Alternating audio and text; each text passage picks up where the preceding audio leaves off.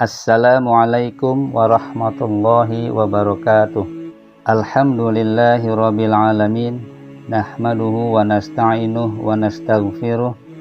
Wa na'udzu billahi min syururi anfusina wa min sayyiati a'malina. May yahdihillahu fala mudhillalah wa may yudlilhu fala hadiyalah. Asyhadu an la ilaha illallah wahdahu la syarikalah wa asyhadu anna Muhammadan abduhu wa rasuluh. Allahumma salli ala Muhammad wa ala ali Muhammad.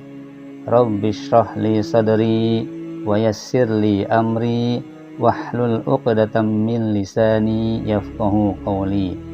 Allahumma iftah lana bi futuhil arifin, amma ba'du.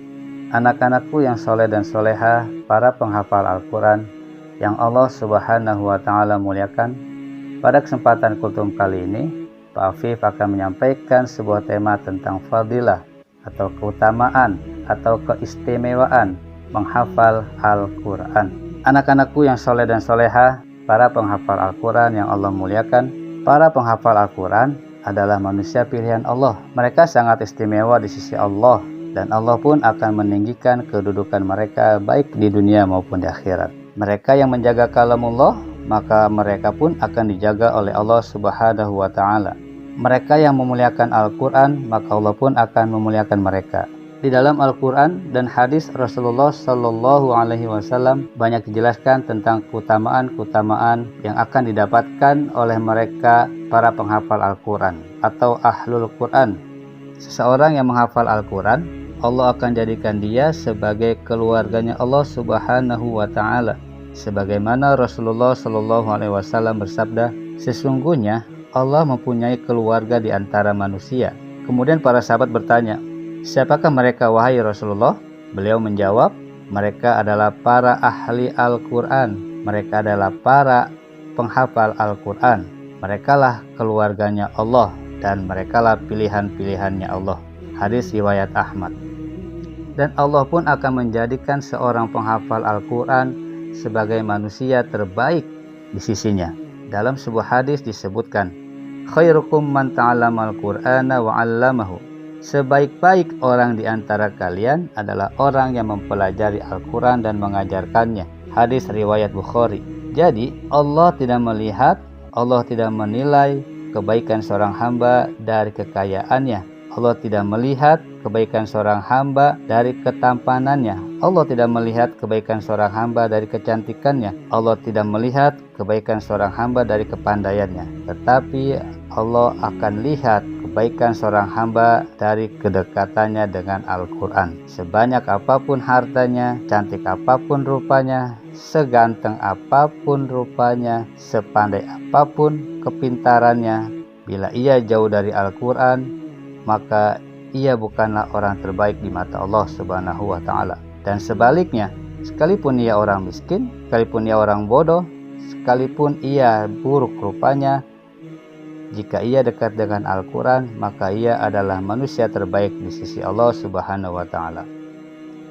Anak-anakku yang soleh dan soleha, para penghafal Al-Quran yang Allah muliakan, tentu saja Allah akan memberikan banyak pahala bagi mereka yang menghafal Al-Quran. Seperti disebutkan dalam sebuah hadis yang diriwayatkan oleh Imam Tirmidzi. Man qara'a harfan min kitabillahi falahu bihi hasanah. Wal hasanatu bi asyri amsalihha. La aqulu alif lam harfun, walakin alif harfun, walam harfun, wa mim harfun. Barang siapa yang membaca satu huruf dari Al-Quran, maka baginya satu kebaikan. Dan kebaikan itu akan dilipat gandakan 10 kali. Kata Allah, aku tidak mengatakan alif lam itu satu huruf. Namun alif itu satu huruf, lam satu huruf, dan mim satu huruf. Kalau satu huruf dilipat gandakan menjadi 10, bayangkan bila kita mampu menghafal Al-Quran dan bisa mengulang bacaan setiap waktu, setiap saat. Berapa pahala yang kita akan dapatkan? Allah yang maha melipat gandakan. Kita tidak perlu menghitung, karena kita tidak akan mampu menghitungnya. Dalam hadis yang lain, Rasulullah Shallallahu Alaihi Wasallam bersabda, siapa yang membaca Al-Quran, mempelajari Al-Quran, dan mengamalkannya, maka pada hari kiamat nanti ia akan dipakaikan mahkota dari cahaya. Cahayanya seperti cahaya matahari. Kedua orang tuanya juga akan dipakaikan dua jubah kemuliaan yang tidak pernah mereka dapatkan di dunia. Lalu keduanya bertanya, mengapa kami dipakaikan jubah ini? Karena kalian berdua memerintahkan anak kalian untuk mempelajari Al-Quran. Hadis riwayat Al-Hakim. Anak-anakku yang soleh dan solehah, para penghafal Al-Quran yang Allah muliakan. Subhanallah walhamdulillah.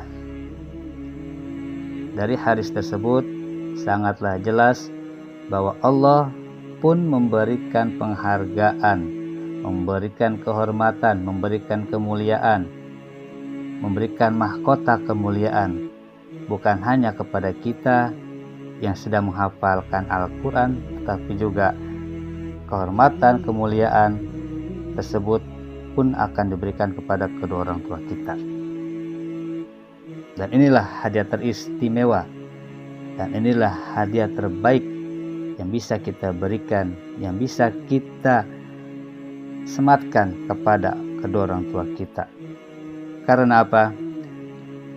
Karena merekalah kita bisa menghafal Al-Quran, karena didikan merekalah kita bisa dekat dengan Al-Quran, dan karena kesungguhan merekalah, keriduan merekalah kita bisa menghafal dekat dan dengan Al-Quran. Beruntunglah kita dan bersyukurlah kita yang saat ini berada di lingkungan SD TA Nur yang memiliki program tahfiz, sehingga kita bisa terus berdekatan dengan Al-Quran. Kita pun bisa menghafalkan ayat-ayat Allah, ayat-ayat Al-Quran, kalamullah. Dan beruntunglah kita, bersyukurlah kita, karena kita memiliki orang tua yang menginginkan anak-anaknya menjadi seorang penghafal Al-Quran. Karena begitu banyak pahala yang akan kita dapatkan, karena begitu banyak kebaikan yang akan kita peroleh, karena begitu banyak kemuliaan yang akan kita raih ketika kita mampu membaca, ketika kita mampu menghafal, dan bahkan ketika kita mampu memelihara hafalan Al-Quran kita. Semoga apa yang sudah kita hafal, apa yang sudah kita baca, mampu kita pertahankan dan mampu terus kita tambah jumlah hafalannya. Dan kunci agar hafalan kita terus bertambah dan bertahan, kuncinya hanya satu, yaitu rajin-rajinlah murojaah. Rajin-rajinlah murojaah, terus murojaah setiap waktu agar hafalan kita tidak hilang. Demikian kutum kali ini yang bisa Pak Afif sampaikan. Kurang lebihnya mohon maaf. Jika ada kesalahan, itu datangnya dari Pak Afif, dan jika ada kebaikan yang dapat diambil, itu semata-mata datangnya dari Allah Subhanahu wa taala. Semoga ada manfaatnya. Billahi taufiq wal hidayah. Wassalamualaikum warahmatullahi wabarakatuh.